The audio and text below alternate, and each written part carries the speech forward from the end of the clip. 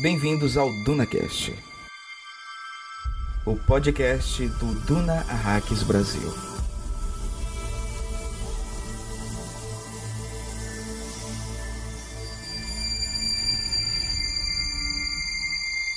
Muad'Dib nos diz, em Tempo de Reflexão, que seu primeiro confronto com as necessidades arraquinas foi o verdadeiro início de sua educação. Ele aprendeu, na época, a prever o tempo posteando a areia. Aprendeu a linguagem das agulhas do vento. Aprendeu que a coceira provocada pela areia irritava o nariz e como fazer para recolher a preciosa umidade de seu corpo para guardá-la e preservá-la. Quando seus olhos assumiram a cor azul do Zibad, ele aprendeu a doutrina Shagopsa. Prefácio de Stilgar a Muad'Dib, o homem da princesa Irulan.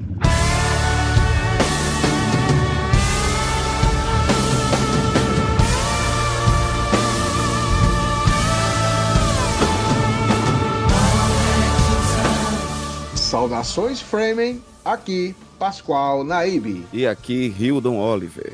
A cautela é uma qualidade valiosa num homem que deseja a liderança. Aqui Daniel Hockenbach, e eu só digo uma coisa, a guerra nunca muda. Bem-vindos a Arrax e bem-vindos ao DunaCast. O DunaCast vai ser o podcast que irá analisar detalhadamente todos os 48 capítulos do livro Duna e suas 680 páginas. Isso mesmo, você vai fazer sua leitura pessoal e depois vem aqui conferir todos os detalhes, curiosidades ou mesmo para tirar suas dúvidas. Estamos no 36º episódio e vamos analisar o 36º capítulo do livro Duna. Você já deve saber e ter ouvido nos episódios anteriores do DunaCast que os livros escritos por Frank Herbert não têm uma separação dos capítulos por numeração, tipo capítulo 1, 2, 3 em diante. Ele separa os capítulos por excertos, citações iniciais. Esses excertos, citações, você sempre vai escutar nas aberturas do nosso podcast com a voz aveludada e sexy de Hildon Oliver. Boa noite. Sendo assim, cada capítulo tem um excerto diferente. Mas, para facilitar a vida dos nossos ouvintes, eu fiz um instrumental colocando uma numeração em cada um dos 48 excertos do livro. Assim, cada episódio vai ser referente a um capítulo do livro. Para quem acompanha lendo o livro capa dura da editora Aleph, estamos na página 437. Mais um episódio e, obviamente, para essa análise ser completa, preciso dos meus convidados especiais. Essa missão no planeta deserto necessita de guerreiros. E Muad'Dib é quem convoca. Longa vida aos guerreiros! Long live the fighters!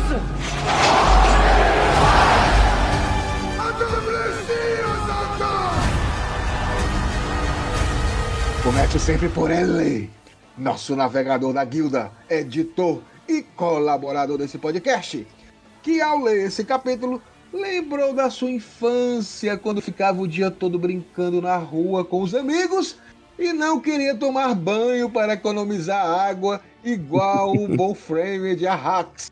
Ele, Hildon Cascão Oliver. Que é isso? E aí, pessoal? Saudade, que o Cascão é osso. Saudade que eu tava de vocês. Tivemos esse pequeno hiato, né, por questões problemáticas, né, Pascoal? Quem me acompanhou nas redes sociais, que eu passei uns problemas pessoais. Pascoal tá na correria também, mas quero dizer para vocês que estamos de volta, nunca esquecemos de vocês e tô aprontando umas coisas aí, já que o Pascoal não me ajuda com o roteiro, vou falar só com o Daniel vai me ajudar sozinho e em breve teremos novidade. Quem sabe a novidade saiu antes desse podcast, só digo isso. É verdade. Olha só, o Hildon já cantou mais uma vez com a gente, já tá praticamente um parceiro fixo, né? O grande Daniel, que tem um nome excelente, ele tem Rock Bar no nome, Daniel Rock Bar, jornalista. Mais uma vez, seja bem-vindo e muito obrigado aqui pro DunaCast. Opa, eu que agradeço o convite, como sempre bom falar com vocês sobre Duna. E hoje eu já comecei até puxando Fallout, porque é o que não tem saído da minha cabeça nos últimos dias aí. Ela tá maluca de Fallout. Olha aí, Já tô dando spoiler da minha pitada de melange, porque... Ele já está. Ele não está dando spoiler, ele está apenas demarcando o território para ninguém falar. Ele já demarcou e disse assim, cara, o Rio tá na correria e eu vi que ele marcou Fallout no Instagram. Acho que deve ter sido a única coisa que ele conseguiu assim. Eu não vou deixar ele falar. Pronto, já era, Rio. Foi isso. Escolhe outra, Rio. Não, mas a gente pode falar junto, porque tem muita coisa boa ali. Pronto. Feitas as devidas apresentações. Preciso preparar algo especial, Hildon. Não, cara, a gente tava... Sim! Não, nós estamos precisando. Não. Além do sal grosso que a gente tá tendo que tomar. Pascoal, a gente tá com esse negócio todo por causa desses teus cafés, fuleiragem aí. Colocaram. Não fizeram, foi algum Harkonnen que colocou alguma coisa ali de espionagem. Não vencerá. Então, aqueles venenozinhos do Império, colocando pra gente ficar doente, não sei o que mais lá. Mas nós vamos conseguir vencer. Mas, claro que a gente tem que ter, porque a gente tá em 7 tablets. Esse capítulo vai ser especial, em 7 tablets. E, obviamente, eu necessito do cafezinho que a gente colocou ali, especial, no quarto do grande chefe Naib Stilgar.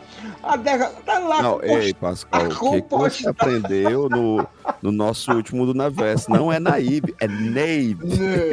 Naib. A gente fez uma compostagenzinha bonitinha pra gente ter aqueles fluidos, caralho, aquele homem lindo. Não, Pascoal. Não, isso é nojento. Nasceu ali uma esperança. Saiu de um homem uma esperança e nasceu outra. Aquele cafezinho delicioso que a gente vai tirar, colocar com a umidadezinha do Stilgar também, que fica uma delícia. E a gente vai... Sim, Hildon! Pô, é o Stilgar, Hildon! Caracas! Delícia! Vamos de cafezinho Stilgar Frame? I believe! I don't care what believe, I believe! Mas vamos seguir adiante, porque temos muita coisa para conversar sobre esse capítulo 36. Porém, antes de iniciarmos a análise, vamos fazer uma breve recapitulação do 35º capítulo, que foi o episódio chamado O Herdeiro Harkonnen.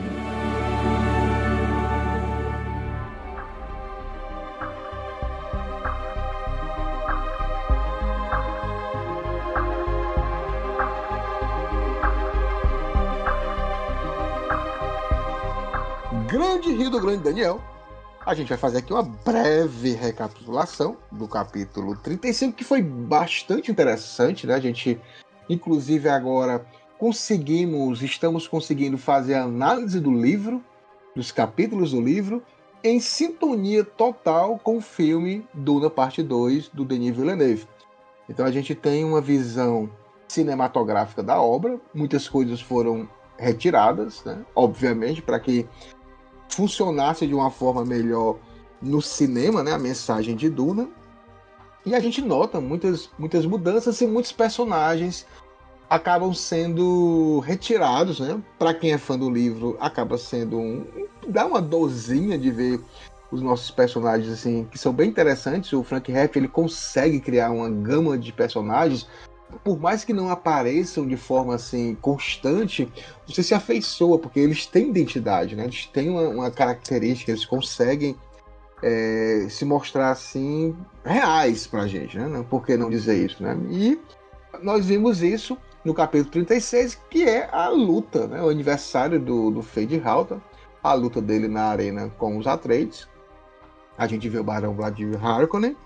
A gente sente falta, nesse capítulo anterior, a gente viu que o Tufir-Hawat deu a ideia de os escravos, né, sempre eram drogados, de não drogar um dos escravos, para que o Feyd-Rautha fosse meio que surpreendido, né? O Feyd-Rautha também sabia do plano, mas para que todas as pessoas ao redor ali, que estavam vendo na arena, ficassem com assim, cara, o herdeiro, o Harkonnen pode morrer. E aí o Fade-Halt usava lá das artimanhas que o Tufi-Halt, o Mentat Atreides, que agora está trabalhando para os Harkonnen, e aí vale salientar que ele está trabalhando para os Harkonnen por várias situações. Primeiro ele quer destruir os Harkonnen internamente, quer destruir ou matar a vingança, ele não sabe se está vivo ainda, a Lady Jessica, que ele acredita que a Lady Jessica é a grande culpada pela traição da casa Atreides, né? E a gente vê, além dessa luta do Fade-Halt, que ficou sensacional no filme, uma coisa que não tem no filme é o Conde Ferring, né? A gente vê a Lady Ferring no filme, mas o Conde não. E no capítulo passado, o Conde tem uma conversa muito aberta com o Barão Vladimir Harkonnen, e o Barão Vladimir, ele acaba que quase descobrindo um dos segredos do Imperador ao sugerir para o Conde Ferring que Arrax poderia se tornar um planeta prisão, né? Para ele poder ter uma mão de obra para as especiarias, né? E ele não se tocou que Salusa Secundus, que é o planeta prisão do Imperador, dos Corrinos, que ninguém sabe o que acontece lá, né? Mas a gente pode falar de uma forma um pouquinho mais adiantada, porque não é um spoiler, né? Um planeta que faz com que as pessoas sejam treinadas desde crianças, mais fortes, né? Segundo a concepção do universo de Duna, sobrevivem, né? E aí a gente tem toda essa questão. A gente tem uma guerra na arena do Fade-Halt com os lutadores Atreides, e a gente tem uma guerra política do Barão Vladimir e do Conde Ferring, que representa o Imperador, fazendo uma ameaça de que o Imperador ainda não aceitou o Fade-Halt como sendo o herdeiro do Barão, né? Que era meio com algo poderia deixar o Barão um pouco apreensivo. Eu acho que você resumiu muito bem. A gente, só lembrando as discussões, né, que eram em torno da conversa entre o Conde e o Barão, né? Aquela coisa da política, né? Da sutileza. Eu sei o que você fez. E de próprio Conde ser muito dúbio, né, Daniel? Você não saber muito bem o que esperar dele. É o Conde Mingau, né? Ele fala afetada, sempre tentando dar a entender uma coisa, mas ao mesmo tempo na defensiva e na ofensiva, né? Ele é um assassino perigoso, mas ao mesmo tempo ele também parece um cara patético. Não sei, eu acho que essa coisa dúbia desse capítulo é a melhor parte. Apesar de ser um pouco irritante, né? Que nem você falou, né? Ele lembra o Bijraz em alguns momentos, né? Do Messias de Duna, né? Lembra. Não, e aí você também tira o perigo do cara, né? Porque se o Barão Vladimir, que é um dos caras mais perigosos, tem medo do cara, tem receio, então, porque o cara realmente não é uma boa peça, né? Não tem muito o que confiar, né? Eu acho que terminada, então, a nossa recapitulação do capítulo 35, vamos passar para o nosso quadro semanal de informações, que eu também tenho pitadas de melange dessa vez. Olha aí! Sobre o universo de Duna, notícias do Império. Boa noite. Esse é o Notícias do Império, aqui no Duna Hacks Brasil.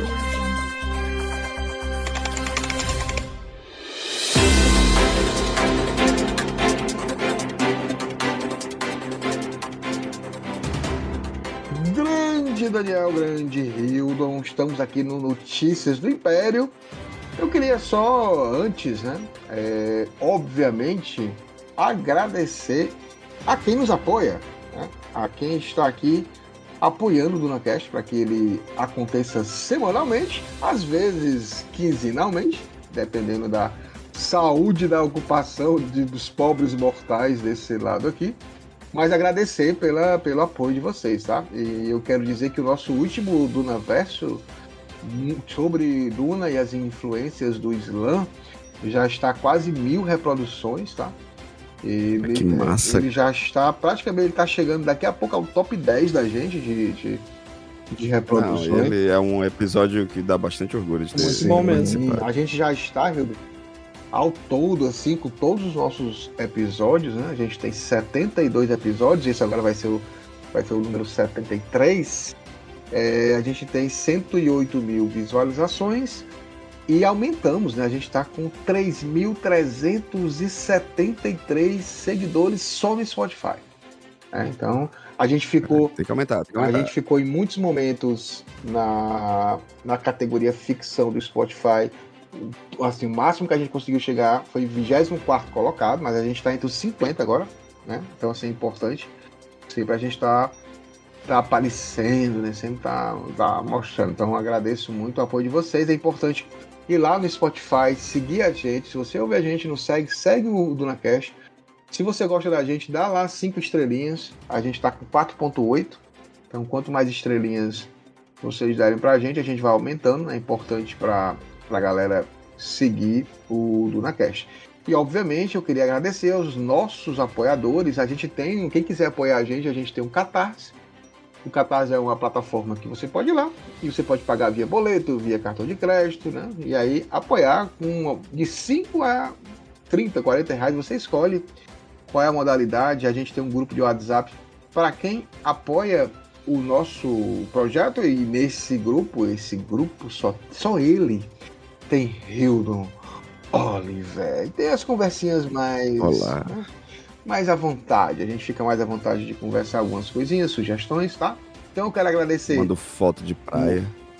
Manda foto de praia, sunguinha do Fade Halter. Olha, e o Fade Halter do Vila Dave também apareceu de sunguinha, tá? Ele não foi destaque, assim, mas estava de sunguinha. Mas vamos lá. Agradecer a Antônio Chaves Sampaio, filho, a grande nossa colaboradora, Júlia Massen, Hudson Pacheco, Fernando Sarmento, Catherine Fleck, Juliana Almeida, Rogério Acioli, João Pedro Valêncio Dourado, Eduardo Guilherme, Fernando Galvão, Rafael de Campos Crivellaro. Se algum desses que eu li o nome não faz parte ainda do grupo de WhatsApp do Catarse, vai lá na rede social do DunaCast, no privado, manda mensagem pra gente, que aí eu já te coloco lá nesse grupo. E eu quero agradecer também, Hildon. Se a pessoa não quiser apoiar pelo Catarse, achar que é muita burocracia, quiser passar um Pix, Hildon, o que ela faz? Aceitas Pix? Aceitas Pix? Casimiro até perguntou e aceitas Pix para quem quer mandar, inclusive quiser mandar a quantidade de granas que vocês puderem. Pede pra ele o número do Pix dele, que eu faço Pix pra ele. Então, eu faço Pix. É só mandar na nossa chave Pix, eu tô aceitando. Certo? Até porque se vier muito Pix, galera, a gente vai conseguir fazer muito mais coisa. Eu até falo muito quando eu mando as indiretas pro Pascoal, porque minha cabeça não para. E eu fico vendo determinadas coisas, eu acho que tem como a gente gerar, inclusive, como eu falei pra vocês, em breve teremos surpresas, né? Se vocês quiserem mandar o apoio de vocês, cara, deixa de comer um salgado e manda aqui pra gente, que é no dunacast@gmail.com. A gente ainda fala junto, parece aqueles propagandas de... Isso, né? É porque eu esqueço mesmo. E aí a gente tem que agradecer quem colabora pelo Pix. A gente tem aqui o Wellington Cedran, o nosso próprio Daniel também, João Victor, o Wellington Cedran Vital, o João Victor, a Beatriz. Eu não consigo pronunciar esse sobrenome dela, por favor. Menberg. Olha aí. A nossa Beatriz Menberg. Bena Gestas, que já o ano todo. Ela já bancou o ano todo. Agradecemos muito a Beatriz por isso, tá? Então, mas perfeita. Vamos ao que interessa nesse quadro, que é as picadas de melange. O que vocês trazem de novidades? Vou começar comigo hoje, que eu já quero tirar essa dica do grande Daniel. Não, brincadeira à parte. Gente, cara, eu descobri, eu tinha ouvido há um tempo atrás da grande Isabela Boscov um comentário de uma série muito fofinha, e eu tenho um Disney, né? E aí eu fiz aquele Disney Star+. E essa série ela tem no Star+, cara, Reservation... porque só vale a pena se fizer o Star+, cara, porque o Disney mesmo... Só pra ver X-Men. A série é Reservation Dog. Cara, ela foi criada por Sterling Harjo e o Taika Waititi tá como um dos produtores, mas olha aí. Antes que vocês façam cara feia, porque tem gente que faz cara feia quando ouve o nome dele, ele tá só nesse apoio. Cara, a premissa é lindo, cara. A série vai acompanhar a vida de 4 adolescentes indígenas, tá? Lá em Oklahoma, nos Estados Unidos. Todos os atores são indígenas. Todos, né? E ela é realizada numa reserva, entre aspas, você sabe que ali é tipo um depósito, né? Que foi criado para deixar a galera real. Então, assim, é de uma delicadeza. São só 3 temporadas, episódios de 25 minutos. Ele mistura... A gente pensa no início, assistindo o primeiro episódio, que vai ser tipo, 4 adolescentes rebeldes que vão brigar com outra gangue de lá, e você vai percebendo que não é nada disso. É a vida de 4 jovens que querem sair a qualquer custo dessa cidadezinha que eles acham que é algo atrasado, né? Eles perderam um amigo, a gente vai descobrindo no decorrer da série como foi que perderam, então meio que eles estão cansados, né? É aquela história do jovem que quer sair de qualquer maneira, não quero ficar mais nessa cidade, é muito pequena. Só que é uma cidade, cara, é uma cidade que eu fui entre aspas, né?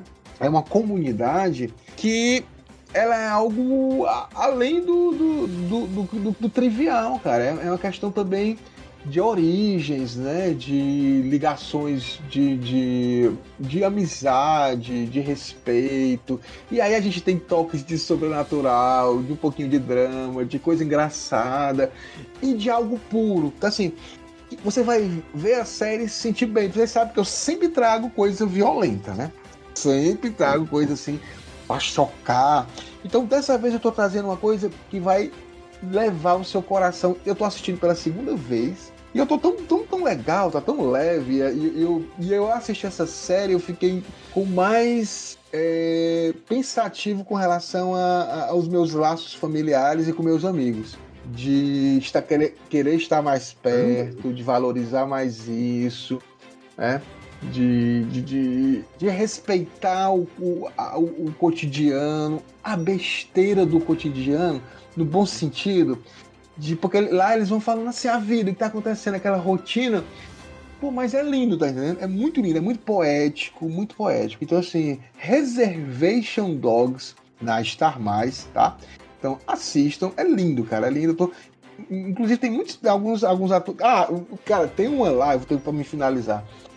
Um dos personagens jovens, ele tem um acidente assim, e ele começa a ter visões de um espírito. Cara, esse espírito indígena que aparece pra ele é o espírito mais engraçado que eu já vi na minha face da Terra. Ele vai dar tipo uns conselhos pra ele, mas é a coisa mais inusitada que você vai ver. É muito bom, então assistam Reservation Dogs. Tenham paciência com o primeiro episódio. A partir do segundo e terceiro você não quer mais parar. 25 minutos cada. É muito rápido. A primeira temporada tem 8 episódios. E a segunda e a terceira tem 10 episódios. E o final é lindo. Então, assim, o final é lindo. Assistam Reservation Dogs. Tá? É fofo. Né? Aqui, o meu momento fofura aqui no Pitadas de Melange para vocês. Pronto. Vocês vão ouvir, então. Não, eu vou deixar o nosso convidado por último hoje. Eu quero ouvir o Hildon. Exatamente. Deixa ele. Pronto. Cara, quero indicar aqui pra vocês falar. Não, pera aí. Eu acho que a gente pode falar junto. Não, eu vou trazer aqui, porque inclusive essa semana saiu o trailer, né? Da adaptação do mangá. Então eu quero trazer pra vocês o mangá Look Back, que é o do mesmo autor de Chainsaw Man, que eu gosto bastante, que é o Tatsuki Fujimoto. Fujimoto, ele, apesar de eu não gostar muito do Fire Punch, que é um dos primeiros trabalhos dele publicado no Brasil, eu não gosto, né? Mas Chainsaw Man eu acho sensacional. E nesse Look Back, que é um one shot, é um volume único, né? A gente acompanha a história da Fujino, né? E da Kyomoto. Onde as duas, elas, no caso, na verdade, a Fujino, ela é super conhecida no colégio por fazer o mangá do colégio, né? O mangá que sai no jornalzinho do colégio. E todo mundo adora ela. E de repente a Kyomoto começa a publicar também. Só que a Kyomoto é uma artista absurda, sabe? Ela já, mesmo muito jovem, ela é incrível. E isso gera um desconforto absurdo na Fujino. Lembrando que a Kyomoto, ela não vai pro colégio, ela tem aulas dentro de casa, ela é super reclusa, ninguém sabia nem quem ela era. E quando a Fujino, ela tem a oportunidade, que o professor dá, leva lá os trabalhos dela, pra ela aprender, então não sei o quê. E ela, quando ela descobre quem é realmente a Kyomoto, e por que ela é assim tão reclusa e tal, ela acaba descobrindo que a Kyomoto é muito fã da Fujino. Ela é fã do trabalho, o trabalho da Fujino inspira ela, só que a Fujino fica assim, cara, como assim, né? E rola algumas questões que você fica pensando, caramba, como a Fujino tá sendo escrota, né? E ao mesmo tempo ele é de uma sensibilidade muito grande, não quero falar muito, né? É um mangá pequeno, é relativamente rápido, mas ele inclusive ele vai pegar questões reais, né? É fofo. Fofo. Infelizmente, eu queria... O Hildo me indicou um mangá que eu só consegui ler o primeiro. Ele parecia fofinho, pequenininho, mas eu avisei. Né? Caraca, eu sei que você avisou. Pois é, então assim, ele acaba pegando até uma parada que aconteceu mesmo, né, e trabalhando em cima disso, e com possibilidades de um multiverso que o próprio Kyomoto precisa, para que toda essa história seja mais palatável, seja mais suave, para que ela possa viver com essa dor, né. Então, e para quem curte também como é que funciona a produção, como é que funciona esse mercado, para quem não sabe, os mangakas, eles sofrem muito, né, é uma vida muito absurda, né, tanto que você vê muitos mangakas nos deixando muito jovens, como o próprio Kentaro Miura, do Berserk, né, faleceu muito jovem, e Look Back eu acho que é um tapa na nossa cara de saber, e aí, será que eu tô justamente dando esse olhar para trás, dando essa oportunidade ao meu passado, né? Eu acho lindíssimo e eu acredito que vai fazer muito sucesso por conta do filme que tá chegando aí. Show de bola, Theodore Rastoso. Curioso. Interessante. Vamos ver a pitadas de melange do entusiasmado Daniel Rockenbach. O que é que você quer falar pra gente, Daniel? Eu vou indicar Fallout, a série, né? Porque... Tô assistindo, falta um episódio pra mim. Assim, não dei spoiler, não. Eu fiquei muito feliz esse ano agora, pouca diferença de mês aí, né? Porque Duna 2 foi além do que eu esperava, foi uma coisa que eu já tava com uma expectativa alta e correspondeu tudo, né? Eu vejo que assim, ainda tem gente que quer procurar pelo em ovo, mas assim, gente, não procurem, ou pelo menos repensa um pouco isso, né? Porque Duna 2 é um filme pra ser saboreado, cara. Pra você. É um momento pra você curtir, porque daqui a uns 10 anos a galera vai estar revisitando isso e vai estar falando, né? E Fallout, cara, a minha apreensão com Fallout vem porque eu sou daqueles dos entusiastas dos jogos, né? Eu joguei o primeiro Fallout, se não me falha a memória, em 99. Era um tipo de história que me encantou, sabe? Aquela coisa da ficção pós-apocalíptica, tudo, né? Depois do cair das bombas e tudo. Mas a caracterização era muito boa, né? E assim, pra quem não tem muita noção do que é, o que acontece? Eu vou começar pelos jogos. Os jogos, eles têm duas fases. Eles têm a fase da Interplay, que foi o Tim Kaine, o Brian Fargo e o Chris Stars, essa turma ali que se juntou, o Chris Avellane. Então, teve essa fase aí que a turma se juntou para fazer os jogos ali. O Brian Fargo já tinha a relação dele com o Wasteland, né? Que não pôde comprar a licença, então tinha essa ideia ali no ar. O Tim Kaine veio desde 94 fazendo o jogo lá, porque ele tinha uma ideia de fazer um RPG pós-apocalíptico e tal. E aí ele era o jogo de hora extra, sabe? Os caras estavam fazendo na hora extra lá. Foi juntando um na equipe, outro juntando, um tinha uma ideia boa, outro foi tendo. E assim, dessa mistura de ideias legais, veio um universo que parou pra pensar assim. Imagina se o pessoal lá da época dos anos 50, lá da época do Além da Imaginação, mais ou menos pontuasse ali, que essa galera que tava maravilhado com o átomo, mas ao mesmo tempo tava com medo da bomba atômica, escrevesse uma história sobre o futuro. 2200 lá vai pedrinha, 2100 e pouco, depende do jogo que você tá jogando, né? Na perspectiva da Interplay era isso, era pensar um futuro a partir de alguém pensando nisso nessa época, né? E aí os jogos são muito irônicos, tem muita piada, tem referência a Duna, né? Uma das drogas lá que eles usam é uma referência bem clara a Duna, que é mentate. Eles usam mentate para expandir consciência e tal. É uma droga que você usa durante o jogo e tal. Legal. E os primeiros jogos tinham muita referência de ficção científica, o Tim Ken é muito fã. Então. E é um RPG bem tranquilo, é bom, bem bom assim, pra se jogar. Assim. Aí o que aconteceu? A Interplay faliu, a Bethesda foi lá e comprou. A Bethesda, quando comprou a franquia, ela já tinha uma outra visão. A ideia era de que, tá, beleza, nós estamos falando de uma outra realidade, né? Uma terra alternativa, vira uma história de uma história de história alternativa, vamos dizer assim. O mundo passou a evoluir a partir do... Porque a gente, quando ficou nessa fissura do átomo, na nossa realidade, vamos dizer assim, né? A galera já percebeu que não era um negócio muito prático colocar energia nuclear em tudo, né? No máximo as usinas e olhe lá, né? E tinha muita restrição ainda com usina. E as bombas continuaram, né? Sendo uma ameaça. Então a gente perdeu esse fascínio pelo átomo muito rápido.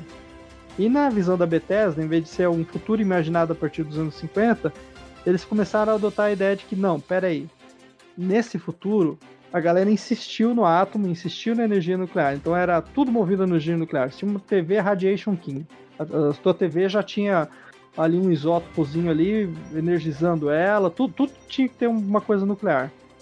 E aí, assim, é como se tivesse parado nesse tempo, nessa época, né, nessa estética, nessa revolução, né? E aí, o que isso fez? Isso criou dois tipos de fãs. Os fãs dos jogos raiz mesmo, lá da Interplay, que eram muito mais ácidos, muito mais inteligentes, sagazes, assim. E os da Bethesda, que passaram a ser uma nova geração, porque daí mudou o esquema de jogo também. Deixou de ser um RPG isolinear lá por cima, para ser um negócio de interpretação e tal. Em primeira pessoa, então você já tinha que montar mais o visual do seu personagem, montar coisas. Era diferente, vamos dizer assim. Por que eu tô falando tudo isso? Porque você tinha muitas expectativas de dois tipos de fãs, dos fãs que ainda gostam das duas, que é o meu caso, eu gosto das duas interpretações, eu não vejo como uma anula a outra, né? E assim, a gente tava muito apreensivo, porque depois de ver uma série como, por exemplo, Last of Us, você pensa, poxa, mas Fallout não tem personagem, não é focado em personagem, você cria a sua história em Fallout.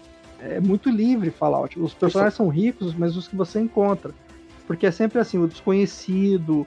No primeiro jogo você escolhe um personagem, você cria um personagem meio que na sua, né, intenção do primeiro, no segundo, no terceiro.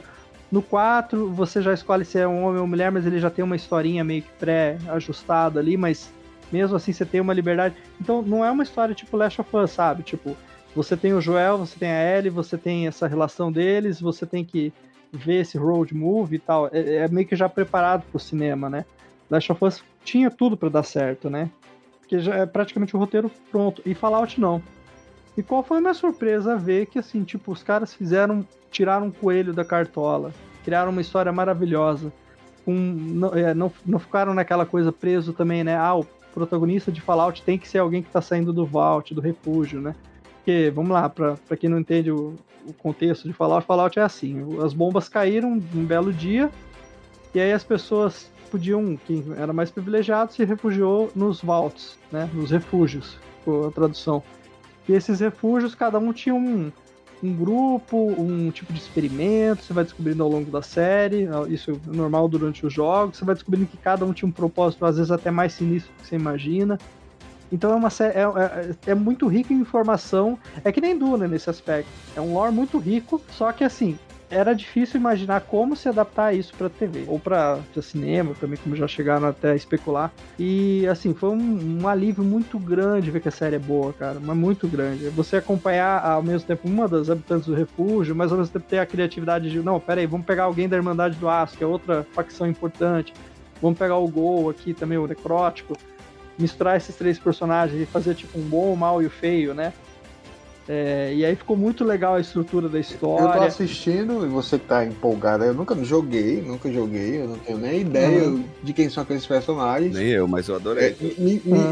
Me pegou muito, me lembrou muito, assim, um pouco o Silo que até a Rebecca Ferguson também faz, na Apple. Assim, na Apple TV, desculpa. Na Apple. Na Apple TV. Um pouco de Lost. Porque nesse seriado, eu não sei como é que é no jogo, Você sempre tem alguma... Você não consegue entender tudo, né? Assim, você não sabe quem é quem, quem são os interesses daquelas pessoas, quem é o bonzinho. E aí também pega um pouco da violência, né? Você botar um The Boys aí no sentido de ser violento, ser exagerado, mas não ser... Ao ser exagerado, ele não é também... Não é ridículo. É porque as coisas são muito extremas, né? É uma sátira. É uma sátira. Né? É uma sátira. Não é uma coisa assim que pretende se levar a sério como drama. Isso. Né? Porque se você for levar a sério como drama, Fallout não funciona. Isso. Fallout sempre teve a ironia. Por exemplo, no primeiro jogo tem uma parte que você encontra uma baleia. Do nada. Caída, morta. Quem leu o Guia do Mochileiro das Galáxias vai lembrar a referência da baleia. Sim. Então, assim, sabe, é pra quem gosta de ficção científica e vai reconhecendo esse tipo de sutileza. Por exemplo, Fallout 3, você encontra um androide e ele fala uma fala de Blade Runner. Você, sei lá, em cada Fallout, todos eles têm muitas referências de ficção científica.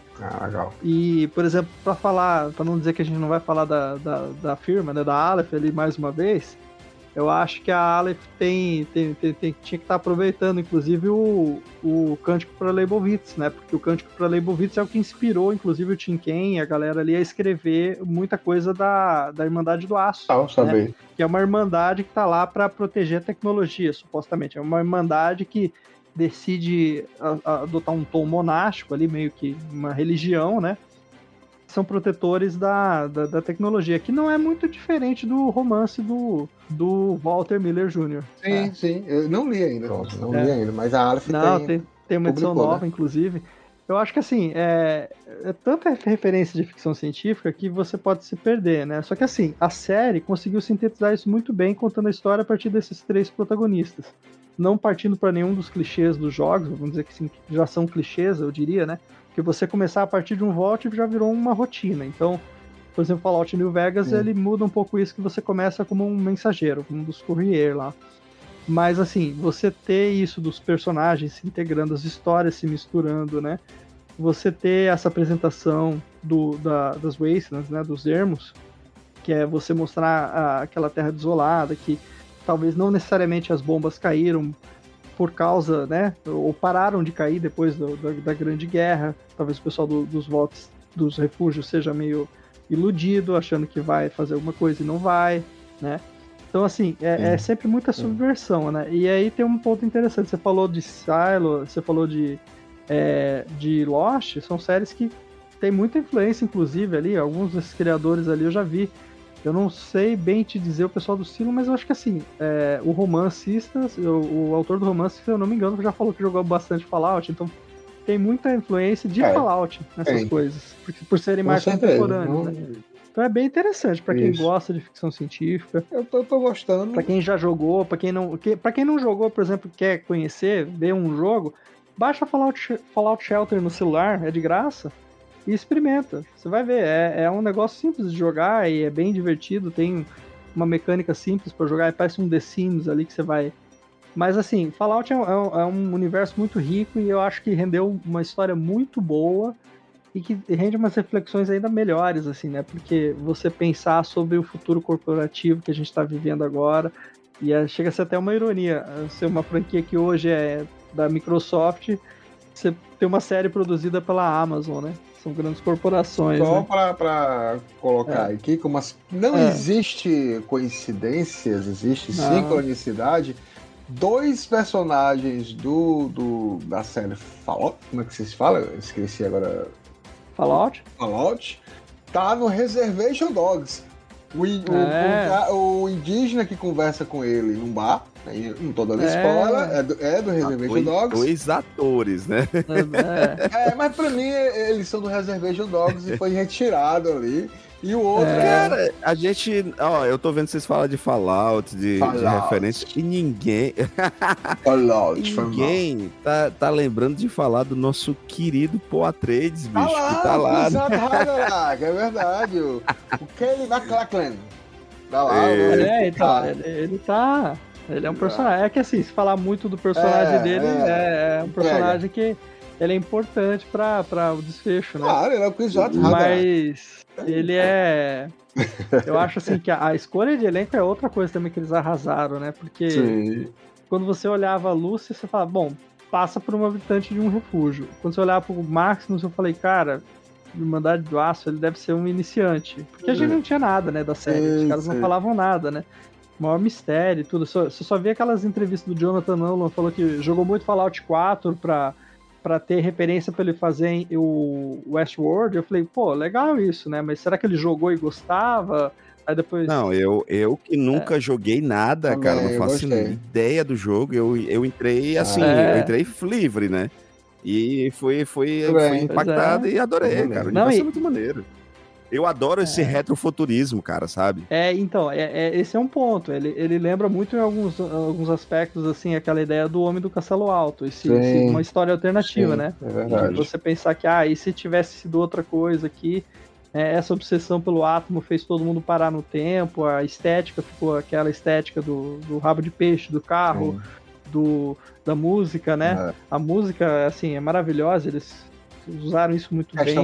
E assim, como fã do jogo... A questão política tá lá, comunismo... tá tudo lá. As megacorporações tomando aí a rédea do Estado. E usando isso contra a gente. Né? E isso eu achei legal, que foi uma coisa assim que eles resolveram fazer, porque Fallout sempre foi uma crítica velada a uma série de coisas. Ela se apresenta como uma espécie de patriotada, mas você vai vendo ali nas entrelinhas que toda hora tá falando, olha só, olha aqui. E essa vez, como o Todd Howard, o produtor da Bethesda, que foi produtor executivo na série, ele falou, olha, a gente tá encarando isso aqui como Fallout 5, tá? Não é uma série, é Fallout 5. Então é uma história que corre paralelo ali, que poderia ser. E aí, assim, eles abordam outro aspecto desse universo que eu achei muito legal, que eu acho assim, sem tentar ao máximo não dar spoiler, né? Sim. Mas assim, é esse aspecto de você pensar que a gente pode reclamar o quanto a gente quiser dos nossos governos, eles podem ter uma guinada direita, guinada, né, ao radicalismo, mas assim, ainda a democracia ainda é o melhor regime, melhor jeito de se escolher as coisas, melhor jeito de se fazer as coisas, porque na mão de corporação vai dar ruim, vai dar muito ruim. Né?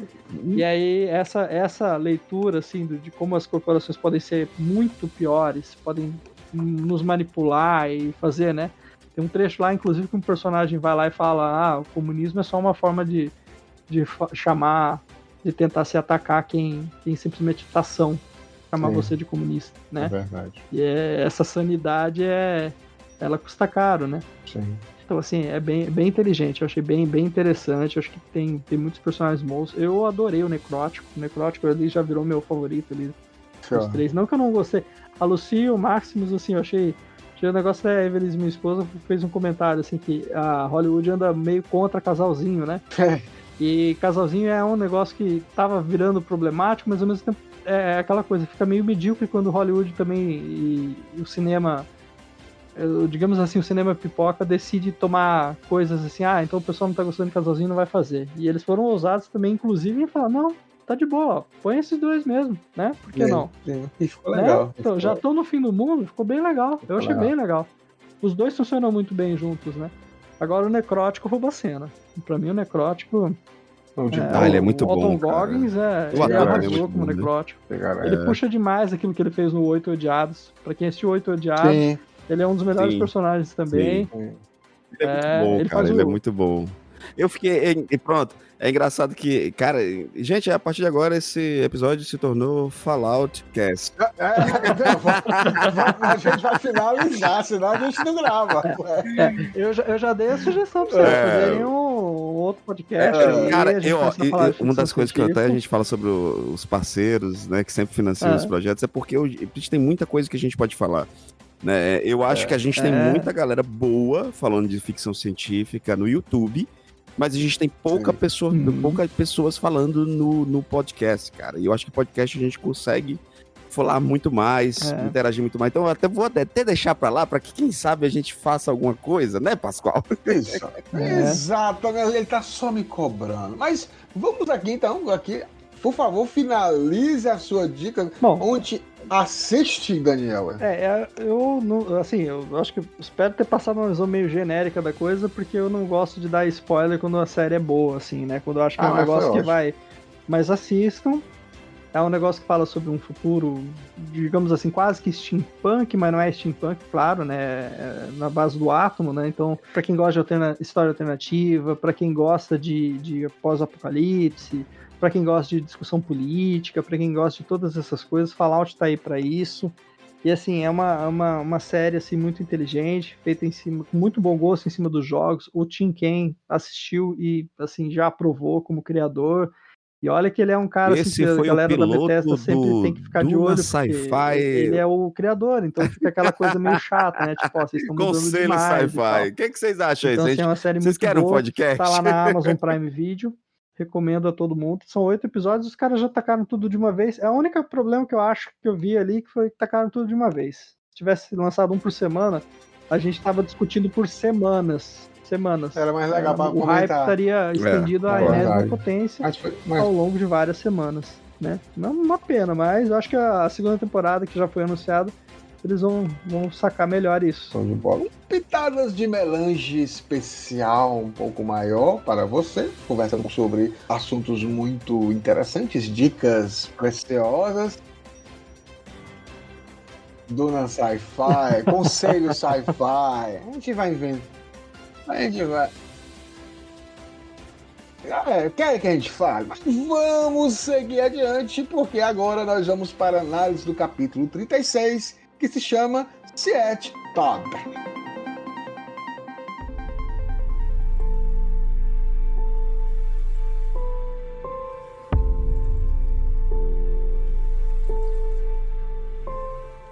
Grande Hildon, grande Daniel, vamos para o capítulo 36.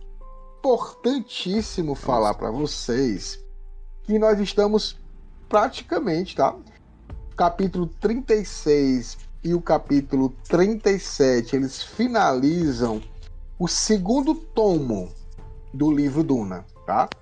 E aí fica faltando só o terceiro, que é o Profeta, tá? A gente tem Duna, Muad'Dib e o terceiro livro dentro de Duna, que é o Profeta. A gente vai finalizar, que são 48 capítulos. Então a gente está no 36. Próxima semana a gente vai finalizar esse 37, que é o da querida Jéssica tomando a água da vida. Mas, antes dela tomar a água da vida, nós estamos no 36, quero conversar e começar com o excercial, a citação, que é interessante, né? Porque, mais uma vez, da Princesa Irola, é um livro, né, da Princesa Irola, da linda Princesa Irola agora. Agora é linda, né? Não é mais megera chorona, não, né? Me fez mudar, né? Eu gosto, porque tem toda uma segunda temporada do Pascoal chamando ela de megera chorona. E ela escreve o livro Tempo de Reflexão, com palavras do prefácio de Stilgar a Muad'Dib, o homem, né? E aí é interessante que o Paul, ele meio que fala, né, que seu primeiro confronto com as necessidades arraquinas foi o verdadeiro início de sua educação. Ele aprendeu na época a prever o tempo, aprendeu a linguagem das agulhadas do vento, a recolher a sua preciosa umidade, e quando seus olhos assumiram a cor azul dos Ibad, ele aprendeu a doutrina Jacobsa. E aí é legal, né, que aqui ele fala, né, que, como é interessante dizer, né, o Paul diz que foi o início da sua educação. E o Paul teve uma educação nobre, gente, né? Então, desde o início, ele teve uma educação nobre. E esse prefácio aqui meio que diz, né, eu quero ver se vocês concordam, que na realidade, quando o Paul sai daquele ambiente de império, de nobreza, de regras, de contratos, de política, ele vai para um outro ambiente completamente diferente. Longe daquilo que ele era acostumado, e aí ele precisa de uma reeducação em vários sentidos, né? Nesse capítulo, inclusive, a gente vai perceber algumas das dificuldades de Paul e Jéssica ao chegarem em Siete Tab, que é o Siete, ou Sit, tá? Dependendo que é em inglês, mas o Siete a gente pode falar também, que é o City do Stilgar. E aí, essa educação dele para uma nova vida, né? Interessante também isso, né? A gente perceber que o Paul tá aprendendo, vai aprender novas coisas a partir de agora. Bem, essa parte dele descobrindo as coisas novas aqui no City é bem interessante, né? Sim. E não só isso, né? Vai descobrir outros personagens aqui que vão aparecer nesse capítulo que são bem... trazem um pouco dessa tradição dos Fremen, né? Dessa coisa do... É verdade. Né? Da construção do universo, né? Porque uma coisa que a gente vai até conversar aqui, né? Sobre isso, né? Porque às vezes a gente... vamos criticar isso aqui e na realidade existe um contexto aqui dentro dele. Existe um universo e regras desse universo, né? Não é opiniões do escritor, né? São regras aqui que são seguidas e a gente tem que refletir sobre elas, né? Não é... Já no começo eu destaco aqui a presença do Farok, que é um personagem que vai ser importante lá na frente, né? Messias de Duna, o Farok vai estar. Sim. Não, detalhe, né? Eu acho que é importante você trazer justamente a personagem do Farok, para que quem for ouvir lá na segunda temporada, né, Pascoal, a nossa análise de Messias de Duna, a gente ter esse entendimento de quanto tudo isso, né, mexeu de uma forma absurda, não apenas com o Paul, né, mas também com o Paul Frame, né. E esse momento é interessante porque Villeneuve, para mim, ele foi fantástico em passar essa transição e esse aprendizado e esse amor que o Paul adquire, né?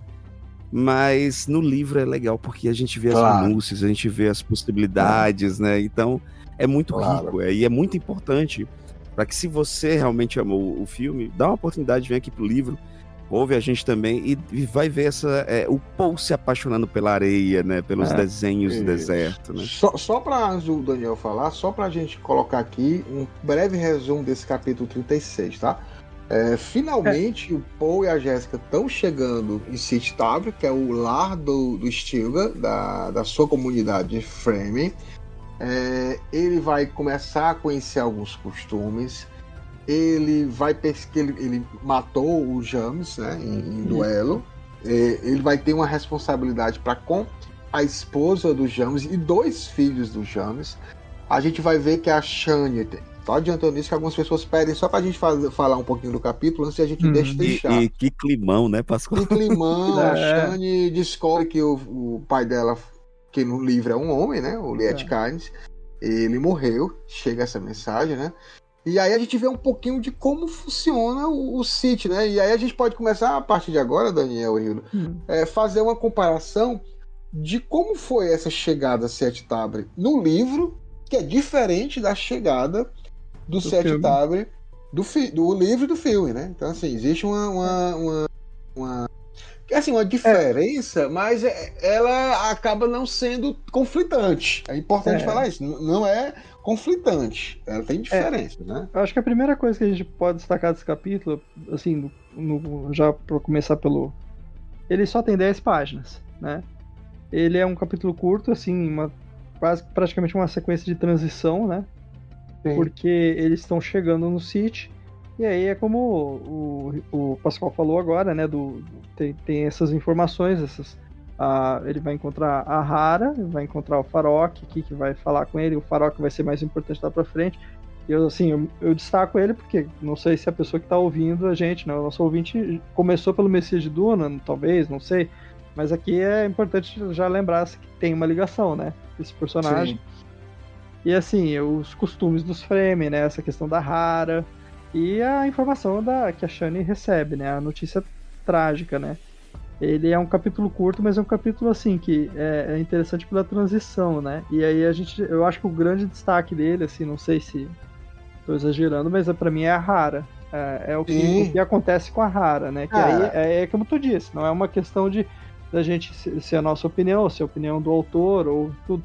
São costumes tribais, né? Eu acho que dentro de um contexto, pra mim tá muito normal isso aqui, né? Eu acho que que é aquela coisa, é tribal, né? Então eu imagino assim que ele tem uma responsabilidade. É patriarcal, mas ele tem uma responsabilidade para com a família né? Isso. Então eu acho que tento ver por esse lado também, né? Isso. Antes de chegar na Harry, nessa responsabilidade, eu queria só colocar aqui que quando o Paul chega, né? Eles estão chegando perto de Sete Tavern, né? É interessante que ele fala assim: os vultos trajados com mantos se apressaram, sentindo nas narinas o cheiro de casa. E esse negócio do cheiro de casa é bem interessante, porque eles entram tipo numa antessala, eles não chegam diretamente no Sage Tabri, como é no filme, né? Que eles vão entrando lá e tá a galera esperando. Não, eles param antes, né? Eles começam a tirar ali os trajes destiladores, a retirar os excessos, né? Fazer tipo uma pequena limpeza, né?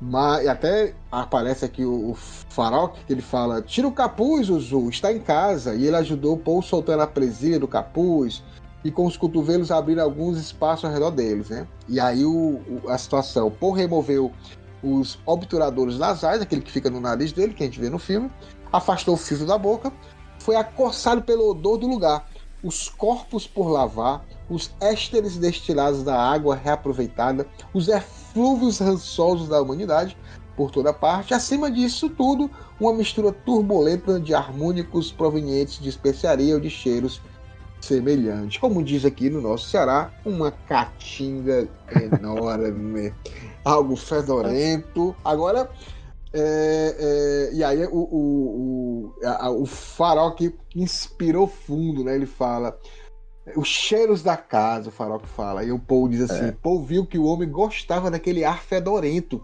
e não havia ironia na voz dele. Foi aí que eu vi sua mãe tossir. A Jéssica lá, nossa, incrível Jéssica, né? E a voz dela chegou até aí. A Jéssica meio que dá uma... como são variados seus odores aqui, Steve. Você tem a especiaria, né? E aí o Paul se tocou que ela tava dando um recado para ele não reclamar disso, né? Que coisa fedorenta é essa, né? Para não ser um menino mimado, né?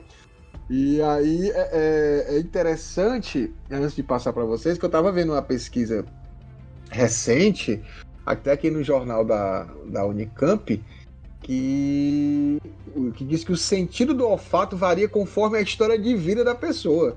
Diz que pesquisadores demonstram que o ambiente ao redor do indivíduo contribui para modular o número de células que identificam cada cheiro, né? Então, é interessante saber isso, que essa experiência do indivíduo onde ele está também vai ser uma experiência diferente com o que é cheiro e o que é fedor. Porque aí também vale salientar que o Paul é um nobre, né? E foi criado dentro de um aparato cheio de mordomias, de criados, né? De água farta, de várias coisas. E de odores diferentes, né?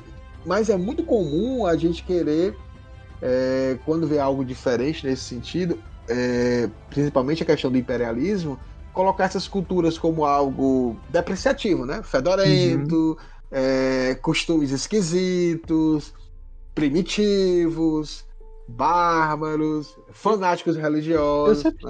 Eu sempre tive essa impressão quando eu lia esses trechos assim, sempre que falavam do cheiro, que tem mais a ver com o cheiro do suor seco do que propriamente, e mais propriamente a ver com preconceito. Sim. Por ele viver num lugar que ele não tinha essa necessidade com água, do que com fedor. Que as pessoas associam ao fedor. Eu lembro até do Jovem Nerd lá no episódio sobre Duna, eles se focarem tanto no fedor que ficou até meio assim, gente, não é bem isso, sabe? Tipo, não é que fede, é que é um cheiro de suor. Quem corre, quem faz atividade física e o suor acaba secando no corpo, sabe aquela sensação, que você sabe que você tá...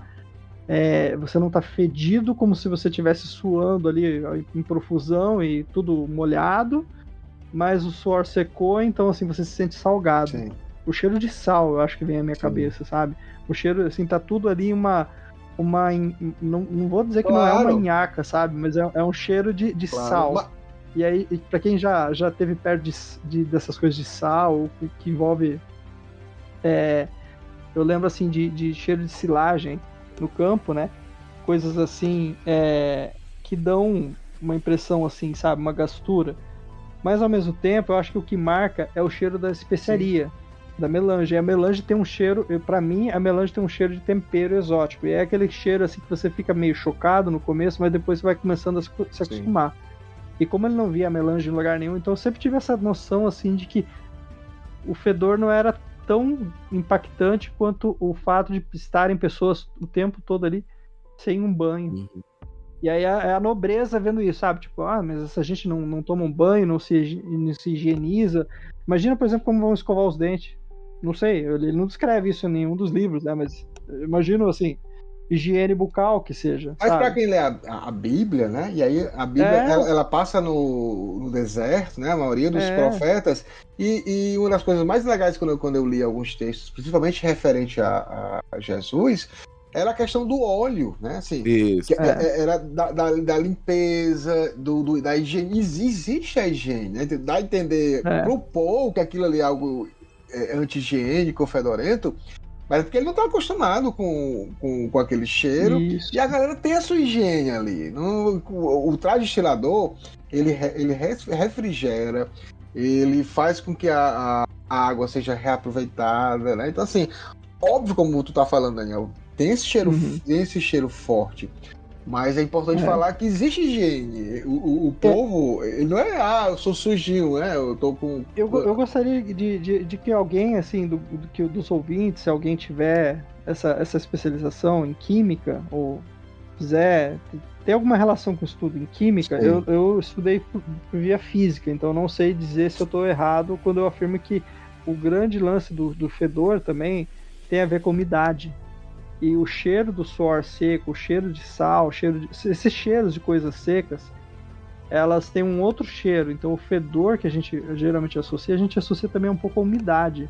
Sim. Por exemplo, se você faz que nem...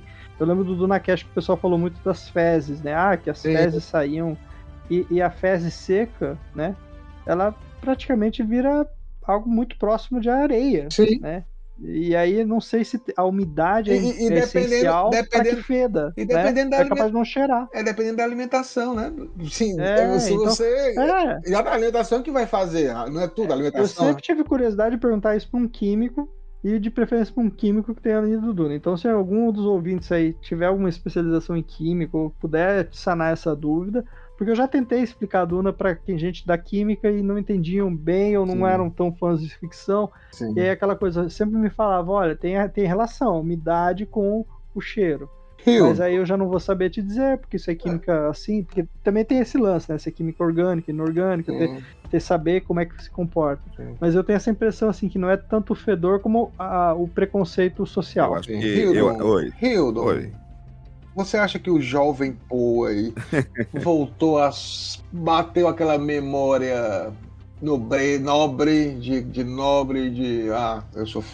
eu sou fodão, essa galera aí não é muito higiênica? O que você acha? Cara, eu acho que até é inerente, acho que mesmo eu, você, Daniel, que nós não somos nobres, né, mas estamos numa cultura diferente, até por exemplo, até lembrando, né, hoje pela nossa cultura indígena, né, sim, é verdade.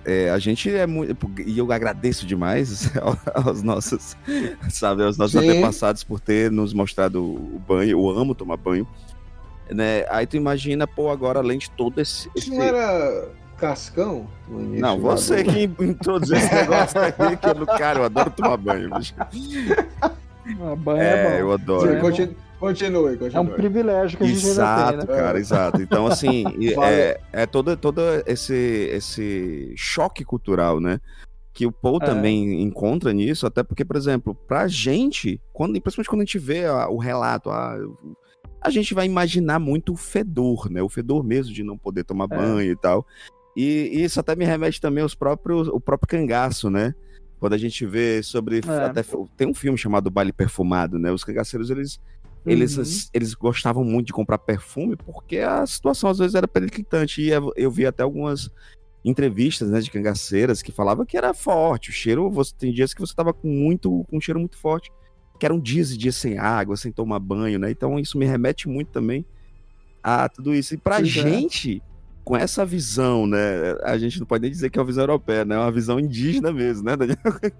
Pra gente, com essa visão, a gente vai achar estranho. Então, eu não consigo nem imaginar que é Poe sendo a elite, né? Elitista, porque é a forma como ele foi criado, né? A forma como ele entendeu o que é pureza e o que é limpeza, né? Porque, assim, você falou do cangaço, tudo, do sertão, se a gente pensar próprio sertão, todas essas terras áridas que a gente tem aqui no nosso planeta mesmo, né? A descrição de Duna é uma coisa ainda mais radical, né? Porque se você pensar a caatinga, Sim. ela ainda guarda umidade. Então o suor ainda vai se dar pela umidade. Porque, por exemplo, quando você está praticando atividade física num lugar que está muito quente, muito intenso, você sua e o suor já evapora e você já sente o sal na tua pele, né? Então, mas ainda assim tem um vapor, sabe? Duna não acho que se a gente pensar como um planeta que a umidade ela é um negócio muito raro e quando acontece ela já dispersa, né? A umidade é muito baixa.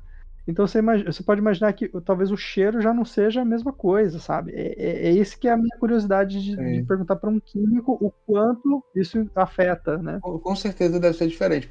Como você me falou. Porque mesmo na caatinga você tem umidade. Sim. Né? Você tem umidade. Tanto que o Poe nesse capítulo mesmo, ele não tá com capuz bem colocado, ele começa a suar e a Shani já fala, cara, coloca o capuz que tu tá desperdiçando. Vamos aproveitar essa água, né? Tu tá desperdiçando umidade. E aí é interessante que a gente vê no filme essa chegada, né, em Sete Tabre, né? E aí vamos um pouquinho mais adiante, eles estão nesse tipo antessala, né? Antes de chegar mesmo em Sete Tabre.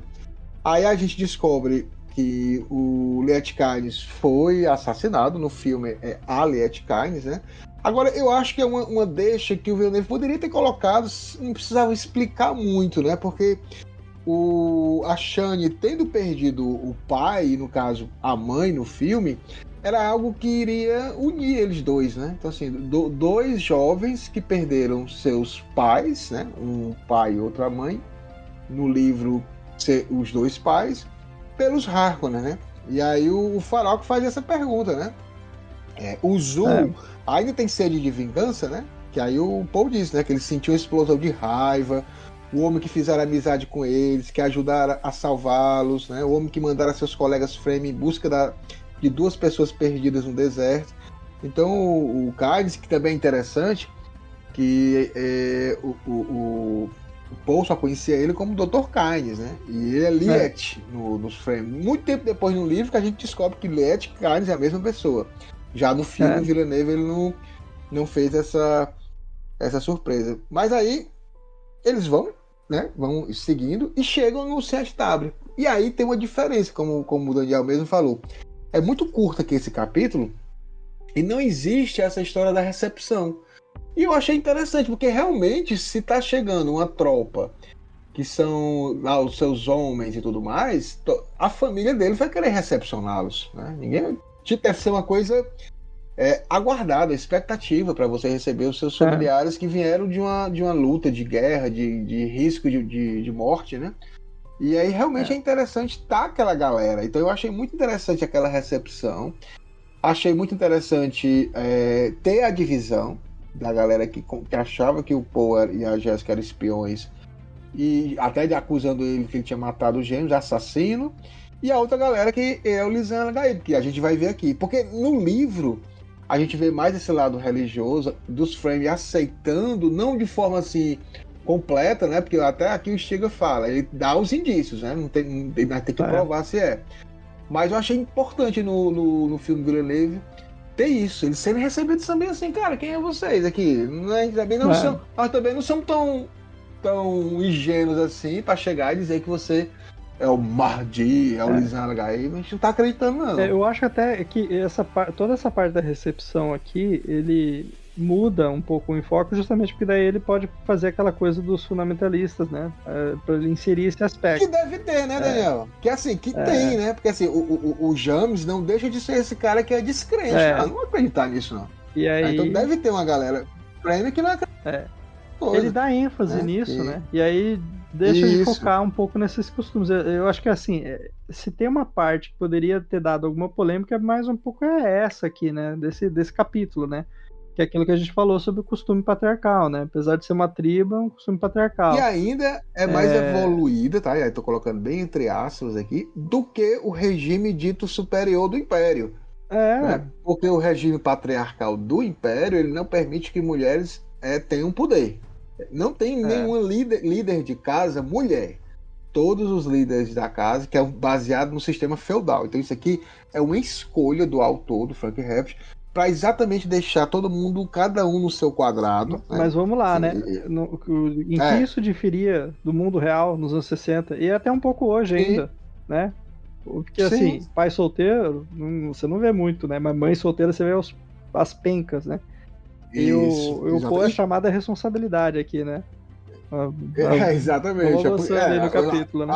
Ponto, mas vamos lá. Quando ele chega lá, uma das coisas para finalizar é porque o Poe, ao matar o James, o James tinha uma esposa e 2 filhos.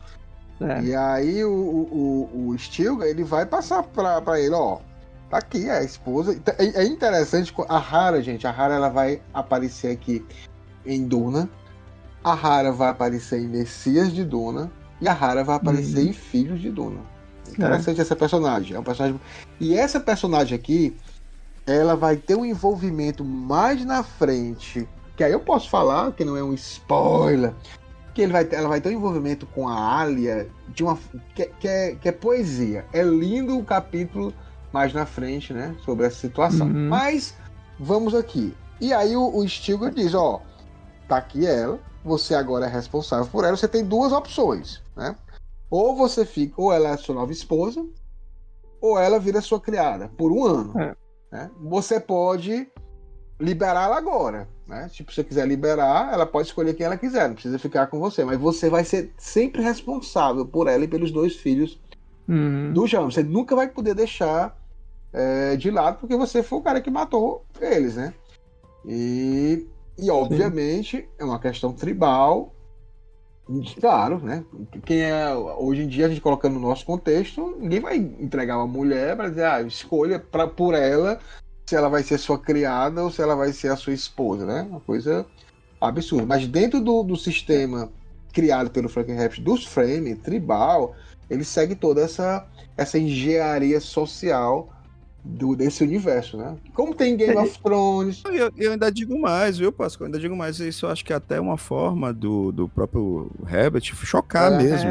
Chocar com algo extremamente palatável que infelizmente acontece, sabe? É tipo assim, olha, você vem com seus conceitos estabelecidos de sociedade, mas eu tô te apresentando algo tribal que infelizmente acontece, né? Ou feliz, assim, Rildo. Ou é uma outra cultura também, às vezes, que a gente não entende. Isso. Detalhe, isso, que faz parte assim, disso e eu tenho que entender, que respeitar. Eu acho que tem um ponto interessante aqui pra gente frisar uma coisa que a gente tá vendo muito hoje. Eu acho que a gente tem que começar a talvez dar uma virada um pouco nisso também, porque eu percebo assim, todo mundo aqui é progressista, tudo bem, a gente não tem uma mulher aqui entre nós agora comentando, mas temos muitos ouvintes. É ruim de falar, né? Eu acho que é complicado isso. Então. Mas aí é uma coisa que eu acho que eu vou recomendar para quem... Eu vou dar um pitado de melange bem breve aqui, bem inserido aqui, porque eu acho que é uma coisa interessante que a gente tem que começar a ponderar, e eu tenho visto muitos autores, inclusive, questionando isso, né? Que é aquele filme ficção americana, que é baseado num livro chamado Erasure, que saiu lá por 2001 e que fala justamente sobre isso. Ele é um autor negro, né, que fala de coisas que ele acha interessante, né, que discutem coisas mais elevadas, assuntos mais elevados, a influência da cultura. É como se ele quisesse discutir coisas que é um lugar que a gente não costuma ver a negritude frequentar. Na literatura dele, esse autor. A história do filme e do livro, né? E esse autor, ele se vê numa situação de problemática com várias outras pessoas, com outros autores, com os alunos dele, porque assim, o filme já abre com uma cena que a menina tá querendo dizer que ela tá com gatilho, por causa de uma cena que ele tá falando, não, mas não vejo por que isso é um problema. Eu, como negro, ele fala, né, o personagem, eu como negro, eu não vejo um problema em discutir isso. Aí a menina sai da sala como se fosse um problema para ela discutir aquilo. E ela, menina branca, saindo da sala, né? Então eu vejo assim, se a gente suavizar tudo e começar a fechar os olhos para as coisas, como elas são, ou como elas eram discutidas em 1960 né? Aquele período ali que o Frank Herbert escreveu isso, provavelmente antes de 65, né, Pascoal? Me corrija se eu estiver enganado, né? 64, final da década de 50. Ele pegou o final da década de 50 E aí pegou todos os movimentos sociais da época, todo o feminismo, direitos civis, tudo isso aí. E assim, a gente já teve esse tipo de discussão em outros capítulos, inclusive no Messias de Duna, no próprio Duna. Eu já vi vocês discutindo também em outras situações. Eu acho assim, se a gente suaviza e finge que não acontece, a gente tem uma ilusão. Isso. Que a realidade não é essa. Isso. E ao mesmo tempo, se a gente estereotipa, que é bem a questão do ficção americana, a gente estereotipa, a gente tem um produto que faz a gente se sentir bem. Aí a gente só escancara o quê? O nosso próprio preconceito. Exato. Que é esperar que o autor preto vai escrever só sobre drama de preto. E isso é muito cruel. O cara, a história do livro fala sobre... A história do filme, né? Do livro, do filme, falam sobre isso. Um cara que chega à conclusão que é melhor ele escrever um romance estereotipado em que ele tá no gueto, que ele sofre, que o negro... Né, passa por toda aquela situação de exclusão, porque os editores querem comprar isso, o povo branco quer ler isso e espera isso dele. Aí ele vai ser um gênio.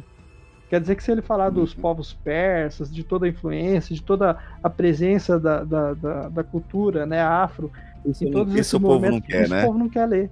Esse lugar o povo não quer ler. Eu lembro de um autor aqui que teve aqui em Campo Grande, quando ele ganhou o prêmio Sesc, hoje ele está decolando assim, na literatura. Ele é um cara muito bom e ele surgiu para o mundo literário, aqui o Tobias Carvalho, do Brasil, ele surgiu como um autor de contos LGBTQIAPA+. Desculpa se eu errar a sigla aí, mas é que não é a minha área de... Né, não é uma área que eu entenda bem, assim, com propriedade para falar, mas assim, eu fiquei muito, muito feliz de ver um jovem autor que nem ele, que virou um grande amigo depois, a reconhecer uma coisa que é muito tosca no mercado, que é o seu próximo livro também tem que ser sobre isso.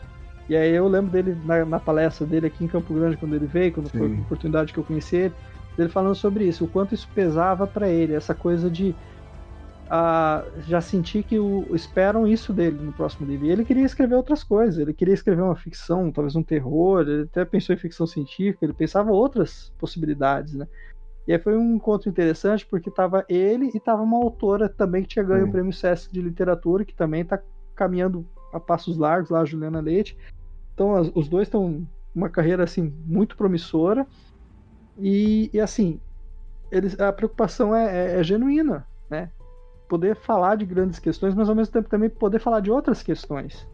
Então, quando eu vejo um Frank Herbert fazer uma parte patriarcal aqui, imagina se ele fizesse uma coisa que fosse politicamente, vamos dizer assim, correta, né? E que também não é um termo legal para essa cena também, né? Politicamente correto não tem.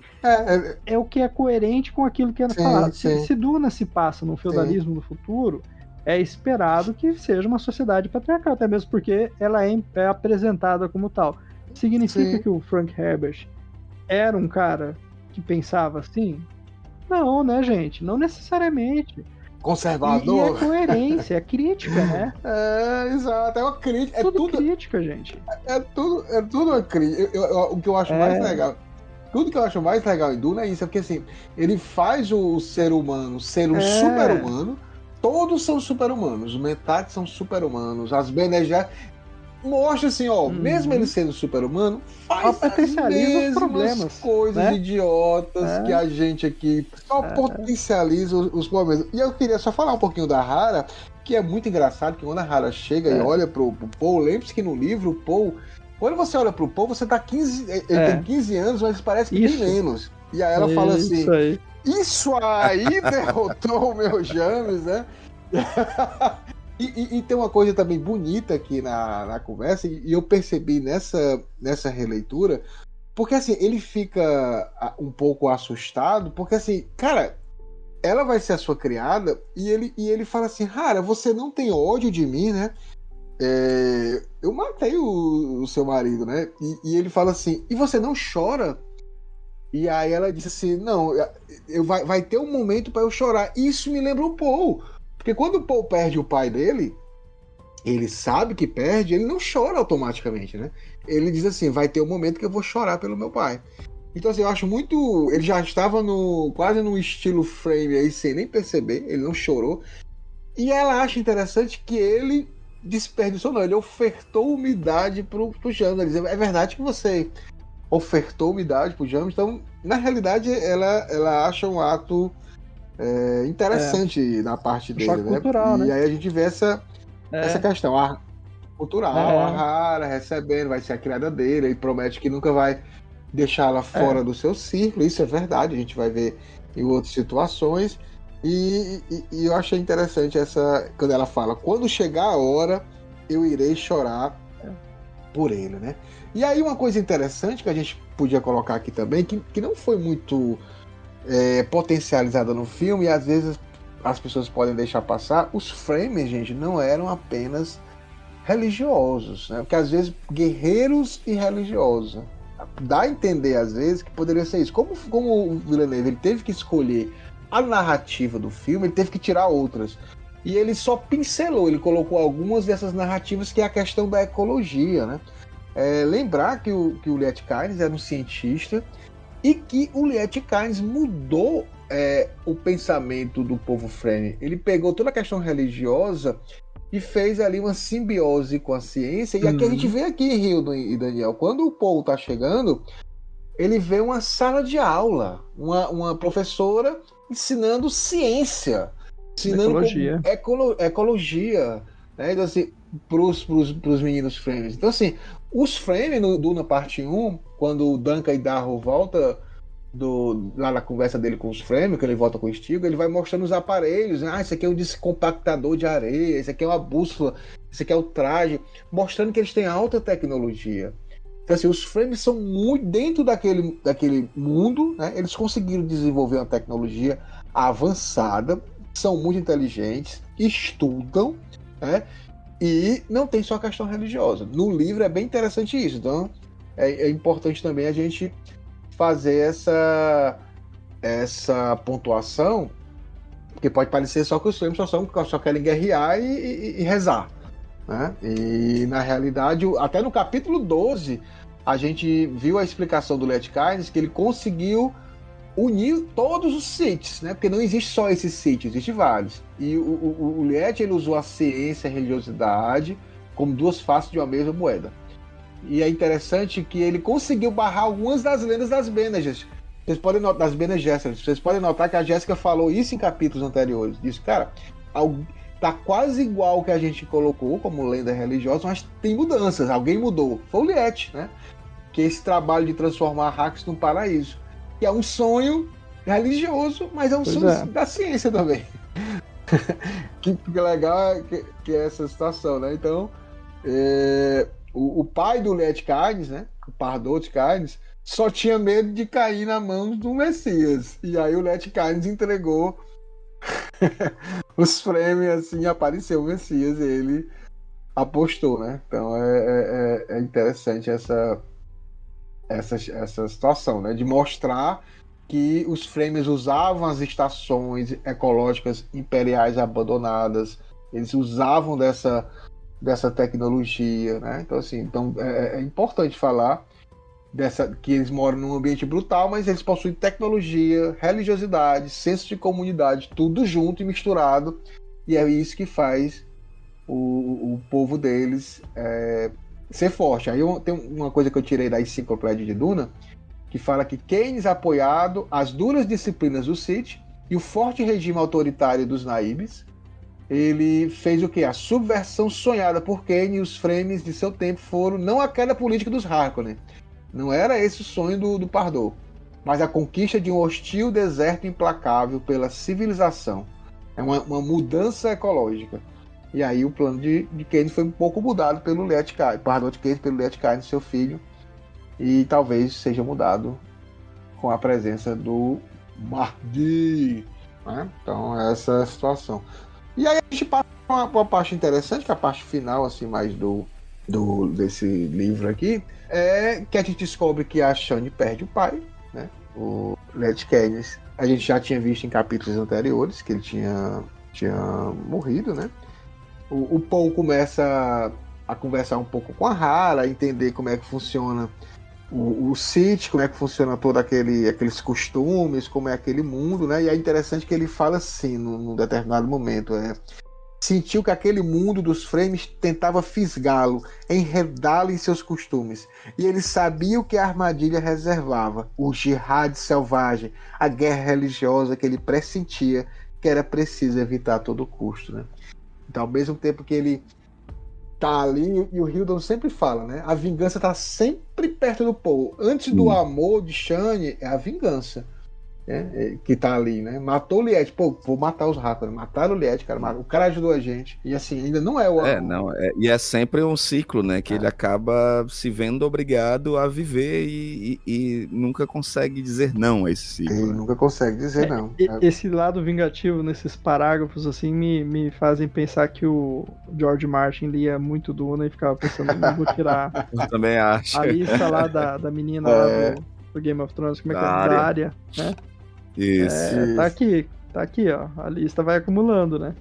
Exatamente. Agora é muito interessante ver que como a Shani também recebe, né, a notícia. Tipo, é o costume, né? O costume Fremen. Isso. E o Paul água, e o Paul fala aqui, né, na sua... Ele diz, com suas esquisitices sutis. Pra ele ainda é esquisito, né? O cara que tá vendo aquilo ali não tá... E aí interessante que ele fala assim... Ele tinha visto, na parte final, né? O último parágrafo. Ele tinha visto, parágrafo penúltimo. Ele tinha visto uma coisa sobre as cavernas e aquela sala. Algo que sugeria diferenças muito maiores que qualquer outra coisa que ele já tivesse encontrado. Olha que interessante. Não havia sinal de farejador de venenos ali. Não havia sinal de farejador de venenos. Cara, foi a coisa mais importante que ele percebeu, Rio e Daniel. Mas essa é a marcação da corte, isso, a marcação social, cara, né? Exatamente. Ele estava vivendo nisso, né? De um lugar que era de traições. A qualquer momento você podia ser traído, envenenado, um assassino ia matar você. E ali ele olhou e viu uma comunidade, né? Por isso que ele tá sendo fisgado. As pessoas se ajudavam, porque ao mesmo tempo, sim, é importante falar que eles estão saindo de Sete Tabras, né? Porque eles estão sofrendo uma perseguição do Sardaukar, que a gente viu isso no capítulo anterior. Que o Sardaukar quer exterminar os Fremen, e eles estão ali tirando tudo, roubando as coisas, tirando a água, tirando a especiaria, e falando ainda da importância que eles têm lá fábricas de tecelagem, fábricas de criar... como é que é o Daniel e Hildo? Que ele faz para poder fazer com que as plantas continuem vivas no deserto, né? Que ele pegar a umidade... como se fossem umas estufas que eles criaram com a ciência. Aquelas armadilhas de vento, essas coisas todas, né, que os Fremen têm. Exatamente. Então, fala um pouco sobre isso. Então, eu acho que a gente finaliza, né? E aí termina o Dynasty, né? Que ele termina com os dois menininhos de 9 e 10 anos, com a sua daga Cris, chegando perto dele, olhando assim perto dele, assim, encarando assim ele. E ele fala assim... E Paul recordou as histórias sobre os Fremen, que suas crianças lutavam com a mesma ferocidade dos adultos. Aí fica o suspense. Eu vou vingar o meu pai! Os dois, hein, pra matar o Paul? Vamos ver o que é que vai acontecer no próximo capítulo. Então, finalizando esse capítulo, vamos para as nossas considerações finais.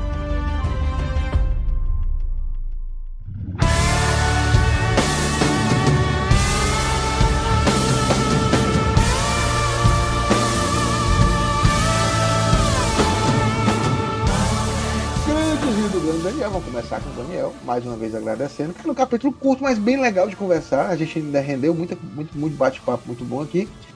Daniel, suas considerações finais, o que você acha desse capítulo? E aí a gente só tem mais um capítulo para finalizar esse tomo 2, né? E aí nós vamos passar para o tomo final, que é o Profeta. Esse capítulo eu acho interessante porque ele é um capítulo de transição, né? E todo o capítulo parece que vai fechar um dos tomos, né? Ele é precedido por um capítulo assim, né, na escrita do Frank Herbert, né, no caso de Duna. Eu acho um capítulo interessante porque ele pontua, ele dá informação, né. Às vezes quando o próprio Herbert quer dar uma informação, ele faz isso, né, capítulos curtos, né, ou quando só tem muita ação e pouca coisa para você refletir, aí você acaba até pescando, assim, se você ler muito, né, cuidado, assim, né. Então eu acho um capítulo bem interessante. Eu acho que o Villeneuve desse capítulo ele tirou pouca coisa porque eu entendo que até explicar o focinho de porco que não é tomado no filme, por exemplo, a presença da Hara seria... Eu acho que ela é uma personagem a ser cortada, porque você tem muita coisa para cortar num filme como esse, né? A gente não viu a presença de personagens importantes como o Conde Fenrir, como o próprio Tuffer, né? O que Tuffer, até né? deu o depoimento dele essas semanas aí. Tuffer, né? Que tem cenas no filme, mas elas acabaram no corte, né? O próprio Conde, o Conde Penry, tinha cenas do Tim Blake Nelson, também ficou no corte. Eu acho que poupar essa discussão em torno da Hara e dessa questão do criada ou de ser sua esposa, de tudo isso, é poupar esse incômodo, né? Mas assim, se eu tiver uma observação para fazer desse capítulo, além dessa dos cheiros, né, que eu pediria urgentemente se um químico conseguir um dia ou estiver nos ouvindo e puder nos ajudar com essa questão, assim, o quanto a umidade ela é importante para a produção do aroma, né? Se é aquela coisa assim, tipo, eu preciso de umidade para poder sentir um cheiro mais destacado, ou sem umidade, num lugar com extremamente baixa umidade, eu consigo distinguir cheiros mais ou menos fortes, né? E essa coisa toda. Tem esse ponto, e eu acho que esse outro ponto que acho que aí reforço aqui, assistam ficção americana, comecem a pensar de outro jeito, os ouvintes aí que ainda estão com essa, sabe, mas me dá gatilho. Olha, um dos melhores livros que eu já li até hoje, o da Svetlana Alexievich lá, que é o Guerra Não Tem Rosto de Mulher, ela fala de coisas extremamente cruéis que mães fizeram com os próprios filhos. Se você não lê aquilo porque te dá gatilho, não vai apagar isso da história, sabe?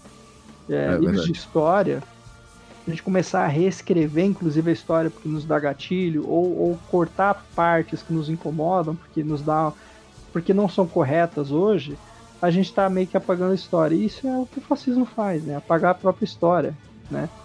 E aí, assim, é mais interessante para alguns segmentos, principalmente para o capitalismo, né? Vamos meter essa carta aqui logo. O capitalismo é muito interessante. O capitalismo tem esse toque fascista, de gostar de reescrever as coisas. Fingir que não teve banheiro do Gugu nos anos 90, zoando a cabeça de todo mundo. Fingir que, sei lá, as meninas não compravam a roupa da tiazinha, os meninos não, né? Então, assim, a gente teve uma educação bem zoada, né? Disney, né, cara? Disney faz muito isso. Disney faz isso. Então, assim, eu acho que é um ponto importante a gente fazer essa pequena reflexão em cima de um capítulo, porque tem vários momentos na saga do Frank Herbert em Duna que ele tem que fazer escolhas, e essas escolhas são coerentes com esse universo. São escolhas que a gente não escolheria, claro, né? Que entregam, às vezes, personagens até psicóticos, psicopatas ou sociopatas mesmo, ou personagens, assim, que tem uma verve, né? Patriarcal, sei lá, né? Mas assim, dentro de um contexto, gente. Então isso é muito importante ser visto, né? E a Hara é uma personagem muito importante pra gente jogar fora, apenas porque o contexto dela, né? Então eu acho que é uma personagem muito interessante. O Pascoal pontuou um negócio assim que eu não tinha me ocorrido, inclusive, né? Eu lembrei do Farok, assim, o destaque do Farok, mas tem o destaque da Hara também. Isso.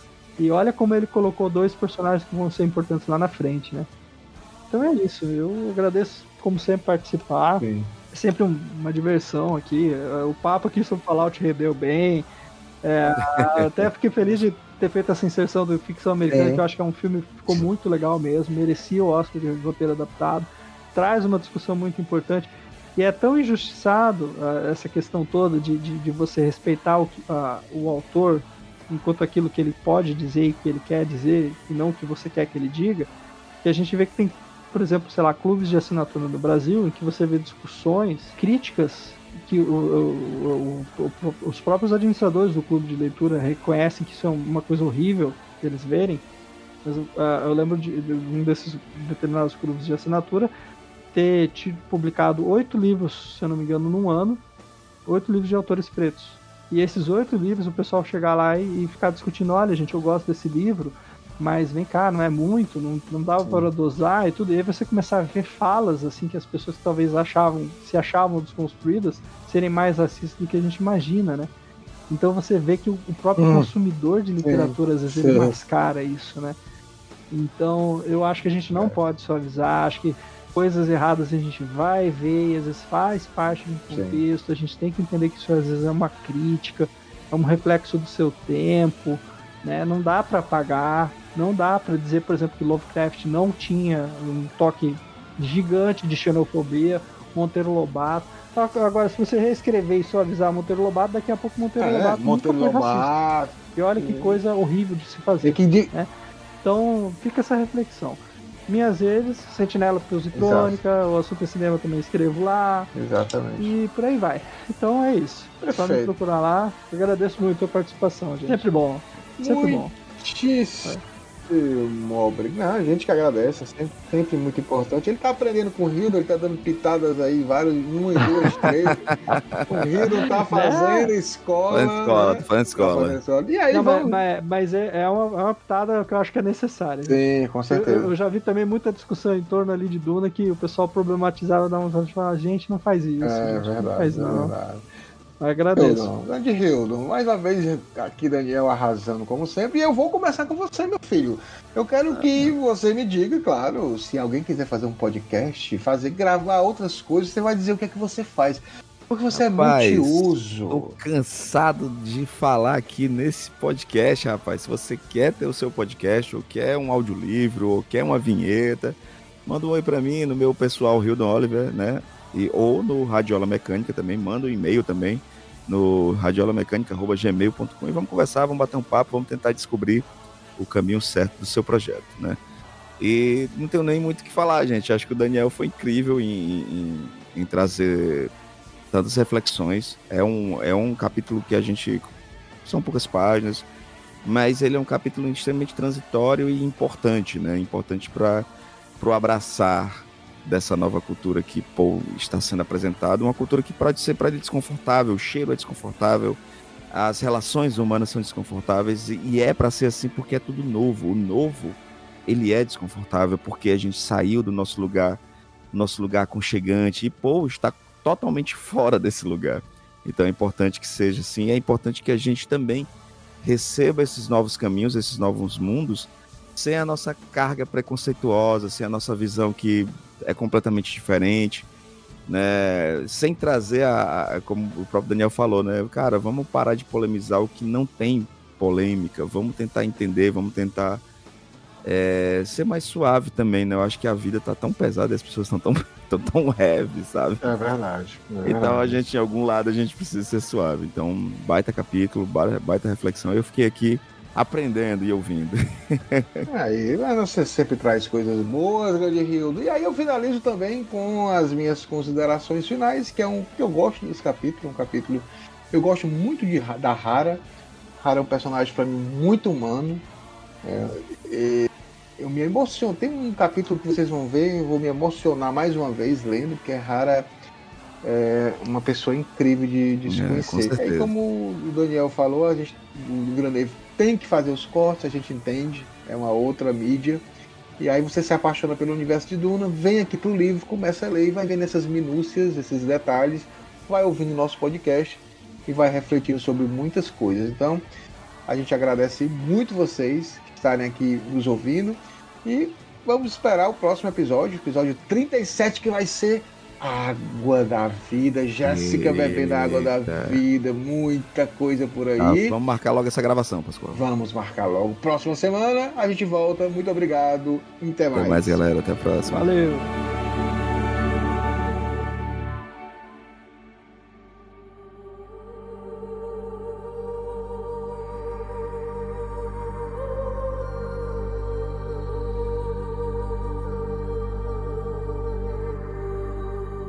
Não terei medo.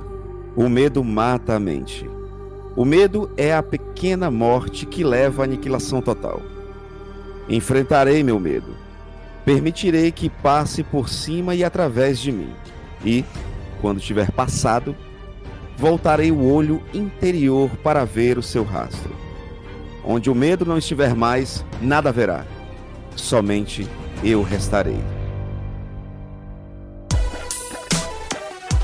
Esse podcast é editado por Radiola Mecânica. radiolamecânica@gmail.com